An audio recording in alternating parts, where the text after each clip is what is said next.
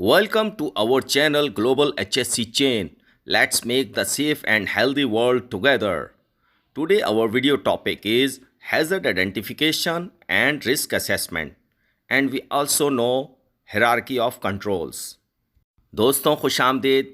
आज का हमारा वीडियो का टॉपिक है hazard identification and risk assessment, और इसमें हम जानेंगे कि हैज़र्ड आइडेंटिफिकेशन कैसे होती है और रिस्क असेसमेंट कैसे होती है और हायरार्की ऑफ कंट्रोल्स कौन कौन से होते हैं। तो आज की वीडियो में ये हम सब जानेंगे कि किस तरह से ये सब होता है। तो चलिए आगे की वीडियो में हम जानते हैं hierarchy of controls. So we will know what are the hierarchy of controls, what are the most effective controls, and what are the least effective controls. So first of all, the hierarchy of control is elimination. Number 1 is elimination. Number 2 is substitution. Number 3 is engineering controls. Number 4 is administrative controls. Number 5 and the last is the PPE. So elimination means physically remove the hazard. Substitution means replace the hazard. Engineering control means isolate people from the hazard. And administrative controls is change the way people work. Then in the last, PPE, personal protective equipment according to the work.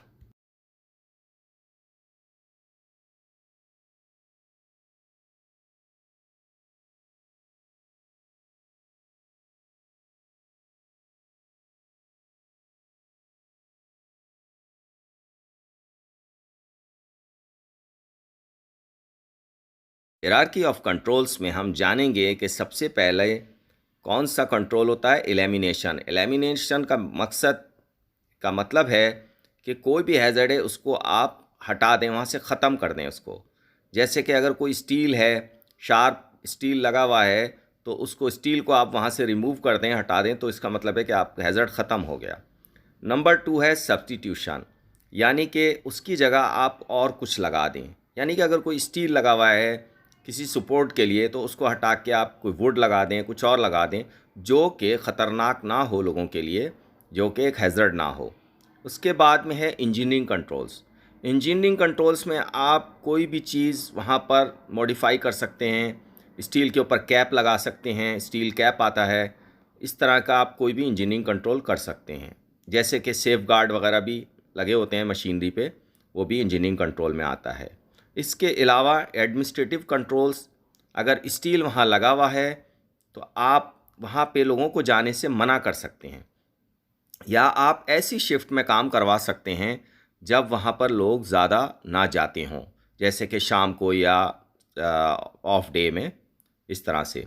इसी के बाद है PPE, यानी personal protective equipment, लोगों को, workers को पहनाकर आप उस ख़तरे से बचा सकते हैं। अगर वो पहने होंगे तो उनका पैर ज़ख्मी नहीं होगा स्टील से, या कुछ और भी ज़ख्मी नहीं होगा अगर वो सारी चीज़ें PP according to the work पहने हुए हैं। HERA. HERA means Hazard Identification and Risk Assessment. HERA is a process that consists of a number of sequential steps such as hazard identification, consequence and frequency assessment, risk estimation based on the existing controls, and recommendations to reduce those risks which are not under acceptable limits.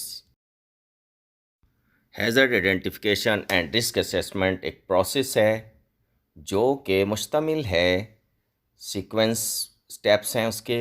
Hazard identify करेंगे, सबसे पहले हम hazard देखेंगे, फिर उसके बाद उसका consequence देखेंगे कि वो कितना ख़तरनाक है, कितना ज़्यादा मुज़िर सेहत है वो, और उसके बाद देखेंगे कि कितनी दफ़ा ये हो रहा है, फ्रीक्वेंसी उसकी देखेंगे कि बहुत ज़्यादा हो रहा है या कभी कभार हो रहा है। उसके बाद हम रिस्क देखेंगे कि कितना रिस्क आ रहा है इसका, इस हैज़र्ड आइडेंटिफिकेशन के ज़रिए से। तो ये एक प्रोसेस होता है। फिर उसके बाद एग्जिस्टिंग कंट्रोल्स के लगाए जाते हैं कि उसको उस ख़तरे से बचने के लिए क्या क्या कुछ करना है। उसके बाद फिर दोबारा रिस्क की असेसमेंट होती है, यानी दोबारा रिस्क को देखा जाता है कि अब कितना रह गया रिस्क आफ्टर एग्जिस्टिंग कंट्रोल्स के बाद। Hazard identification, one of the root causes of workplace injuries, illness, and incident is the failure to identify or recognize hazards that are present or that could have been anticipated. Collect and review information about the workplace, conduct initial or periodic workplace inspections, investigate injuries, incidents, and near miss, determine the severity and likelihood of incidents, collect information from previous accident. Hazard identification सबसे ज़्यादा अहम, जहाँ पर लोग काम कर रहे होते हैं वहाँ पे ज़ख्मी होने और एक्सीडेंट और इंसिडेंट होने का जो सबसे मेन सबब है, जो सबसे ज़रूरी बात है, वो ये है कि हम लोग हैज़र्ड्स को नहीं देखते हैं, उनको नहीं ढूंढते हैं, उनको आइडेंटिफाई नहीं करते हैं और ऐसे ही काम करते हैं, जो कि सही नहीं है। और जबकि हमें हमेशा इंफॉर्मेशन लेनी चाहिए जहाँ पे काम हो रहा हो, और कंडक्ट पीरियडिक इंस्पेक्शन करनी चाहिए वहाँ की, ताकि इंजरीज और इन्वेस्टिगेशन जो इंसिडेंट्स हो रहे हैं उनको भी इन्वेस्टिगेट करना चाहिए और देखना चाहिए कितनी ज़्यादा शदीद एक्सीडेंट हो रहे हैं और देखना चाहिए कितनी ज़्यादा तादाद में हो रहे हैं, और जो पहले के इंसिडेंट हुए हैं उनसे इंफॉर्मेशन लेनी चाहिए। Risk assessment. Risk assessment is a term used to describe the overall process or method where you identify hazard and risk factors that have the potential to cause harm, or to calculate the severity and potential of that risk. Steps of risk assessment: identify the hazards, decide who might harm and how, avoid the risk and decide on precautions, record our findings and implement them, review your risk assessment and update it necessary. Risk assessment एक term है और ये एक overall process है, method है।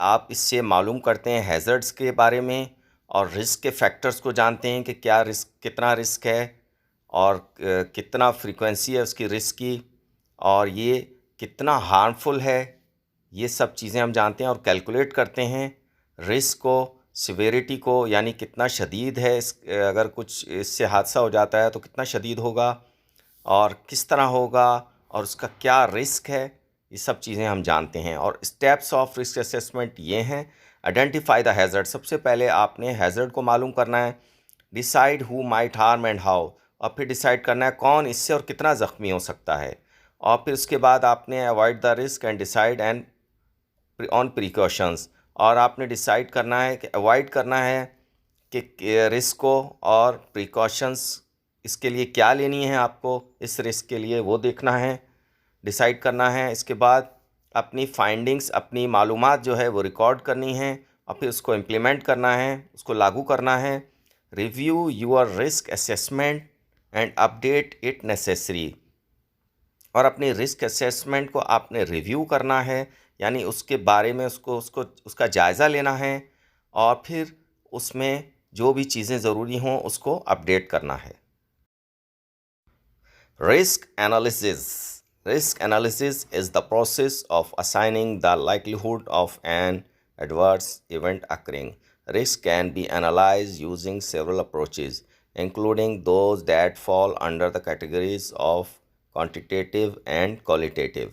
Risk analysis एक process है जिससे हम असाइन करते हैं, जिससे हम जानते हैं कि लाइक्लीहुड क्या है, जो चीज़ हो रही है उसके कितने चांसेस हैं होने के, और रिस्क को हम देखते हैं कि ये कितना, इसकी बहुत सारी अप्रोचेज़ हैं और हम इसको देखते हैं कि इसमें क्वालिटेटिव और क्वांटिटेटिव, यानी कितना ज़्यादा और कितना शदीद है।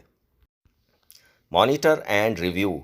Monitoring is the ongoing process of regular collecting and analyzing relevant information to make sure you are doing what you set out to do.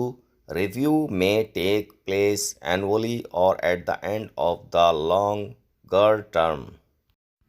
Monitor and review यानी कि आपने देखते रहना है और जायज़ा लेते रहना है जो भी ऑनगोइंग प्रोसेस है रिस्क असेसमेंट का, हैज़र्ड आइडेंटिफिकेशन का, उसको आपने रेगुलरली चेक करते रहना है और उसकी इंफॉर्मेशंस को चेक करते रहना है और आपने देखते रहना है कि ये सही तौर पे हो रहा है और उसको रिव्यू करते रहना है हमेशा सालाना तौर पे और एंड ऑफ द टर्म कोई भी एक टर्म जो कि एंड हो रही हो उसके हिसाब से आपने उसको चेक करते रहना है।